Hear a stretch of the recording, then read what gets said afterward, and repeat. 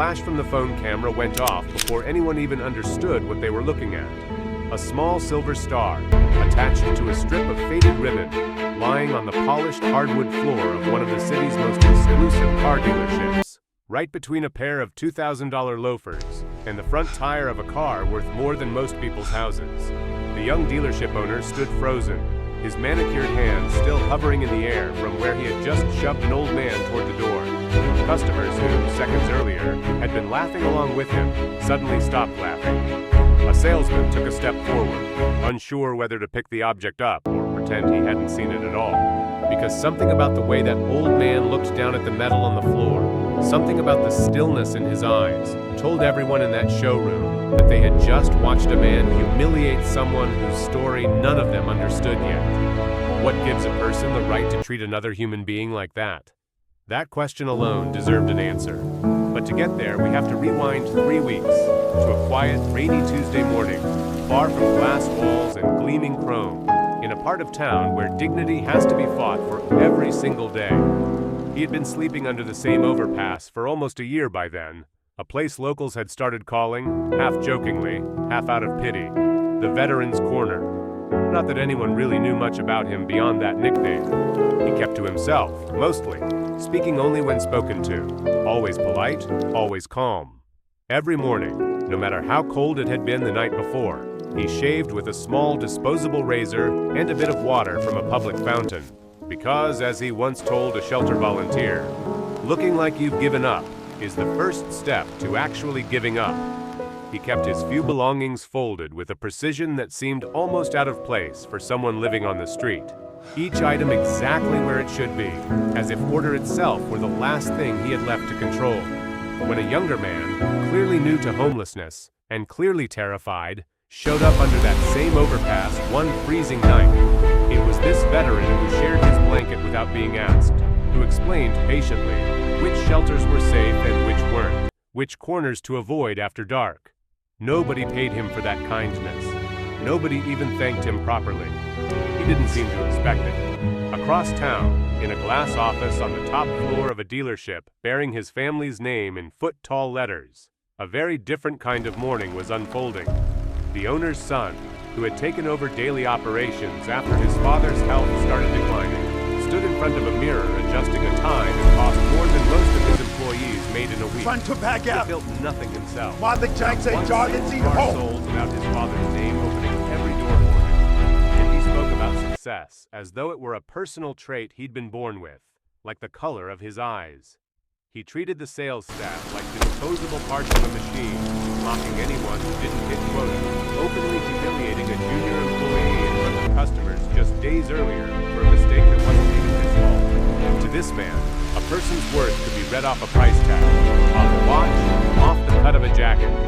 And it was exactly this twisted logic that led him, that same rainy morning, to glance out the dealership's floor-to-ceiling window and notice an old man standing under the awning outside, simply trying to stay dry from the rain while waiting for a bus that was running late. He didn't think twice.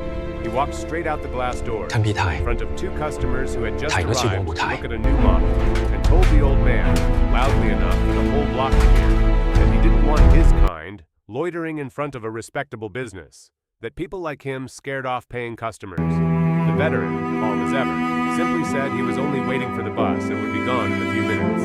That answer, delivered without anger, without pleading, seemed to irritate the young owner even more, as if politeness from someone he'd already decided was beneath him was somehow an insult in itself. He grabbed the old man by the sleeve of his coat and pushed him a few steps away from the entrance, telling him, in front of everyone, to go bother some other neighborhood. The 2 customers exchanged an uncomfortable glance, but neither said a word. A salesman inside the showroom watched through the glass, visibly bothered, but said nothing either, afraid of losing the job that fed his own family. And so, once again, a man who had given everything he had to give, years before, on a battlefield none of them would ever see, walked away from another sidewalk in silence, carrying an injustice no one around him was willing to name out loud. The young owner, far from satisfied with a single act of cruelty, decided in the days that followed to take things further. Annoyed that the veteran still passed by that same bus stop most mornings, he pressured the city's transit authority through a generous sponsorship of a downtown beautification project to relocate the bus stop 2 long blocks away, conveniently far from his dealership's curb appeal. It was a petty, almost invisible act of cruelty, the kind that never makes headlines, but quietly makes someone's already hard life even harder. Meanwhile, a part of the veteran's story slowly came into focus for anyone paying close attention. A marriage that had fallen apart under the weight of nights he could never fully explain to the woman he loved. Nights that lived only in his head, replaying themselves over and over, no matter how many years passed. A son he hadn't spoken to in over a decade, not out of lack of love, but out of a shame he couldn't put into words. The military hadn't broken him on the battlefield. It was the silence afterward, the world's complete indifference to what he carried home, that slowly hollowed him out until the streets felt somehow more honest than the life he used to have. But even in that hollow, a small light had begun to grow. A teenage boy who worked part-time sweeping the floor of a tire shop near the new, relocated bus stop had started leaving a sandwich on the same bench every morning before his shift, never saying a word about it, never even making eye contact, just quietly placing it there and walking inside. The veteran, at first suspicious, eventually understood it for what it was, an act of kindness with no strings attached, the kind that asks for nothing in return. He never thanked the boy directly either, but he started nodding to him whenever their eyes happened to meet, a silent agreement between 2 people who understood, in their own ways, what it meant to be invisible to almost everyone else. It was that same dealership owner who, weeks later, found himself organizing a flashy community charity event, a Veterans Appreciation Drive, ironically enough, meant to repair his image after a leaked recording of him mocking an employee had circulated online and sparked some uncomfortable headlines. He wanted local news cameras there. He wanted a senator's aide in the front row. He wanted more than anything to be seen doing good, even if doing good had never once crossed his mind without a camera pointed at him. The event was held right there in the showroom. Cars pushed to the sides, a small stage set up near the entrance, the very same entrance from which he had shoved an old man away from the rain weeks before. The veteran wasn't even supposed to be there. He had simply wandered close to the building, drawn by the noise and the warm lights spilling out into the cold evening, curious like anyone might be. A volunteer, recognizing him from the neighborhood, gently waved him inside, thinking, kindly enough, that a free meal and a warm room might do him some good on a freezing night.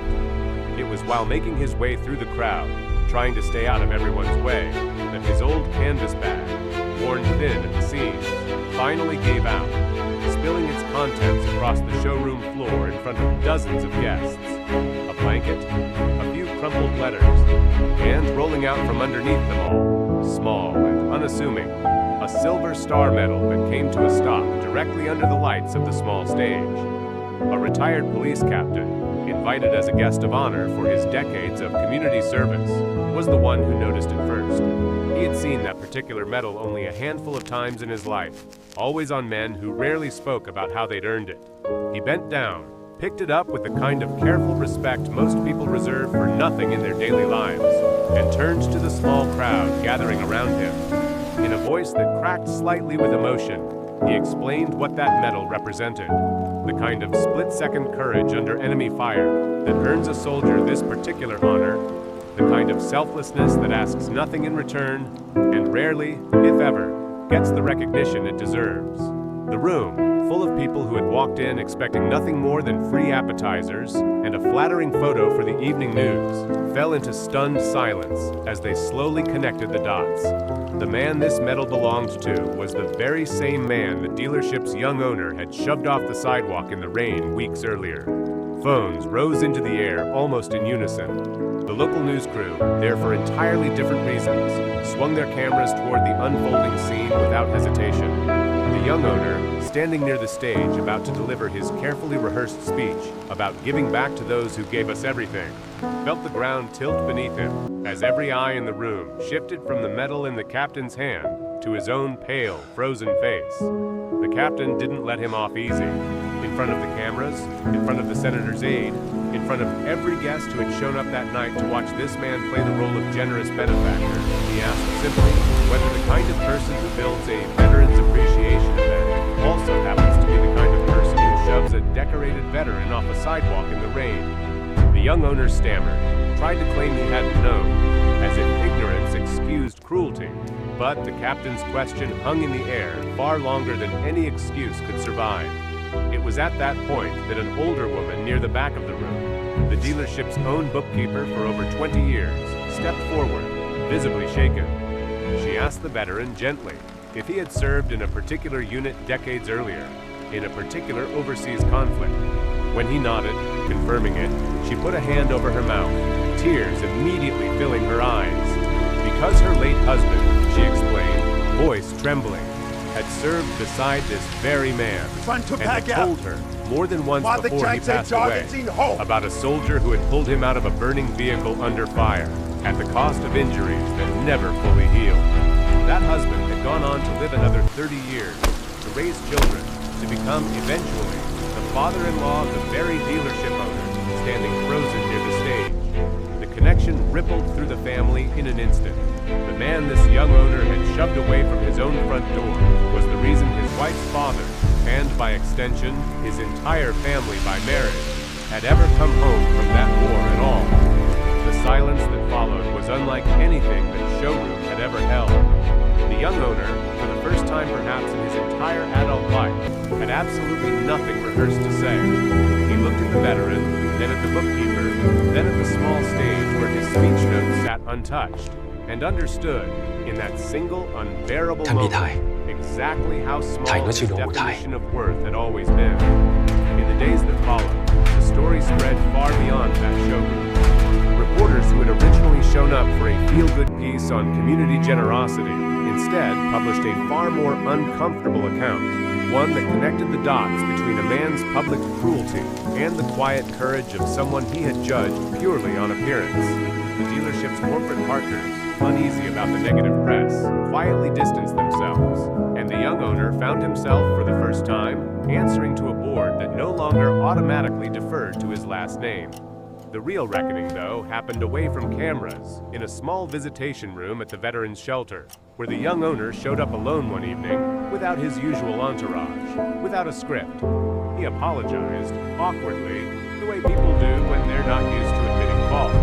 The veteran listened without interrupting, and when the young man finished, simply asked him whether he understood now that the people he overlooked every day might be carrying things heavier than anything sold on his showroom floor. There was no dramatic forgiveness, no warm embrace, just a quiet acknowledgement between two men who, for very different reasons, were both starting to understand something about themselves they hadn't understood before. In the weeks that followed, the dealership's bookkeeper, with the support of several co-workers, organized a small fund to help the veteran find stable housing, something he accepted, eventually, with the same quiet dignity he carried into everything else.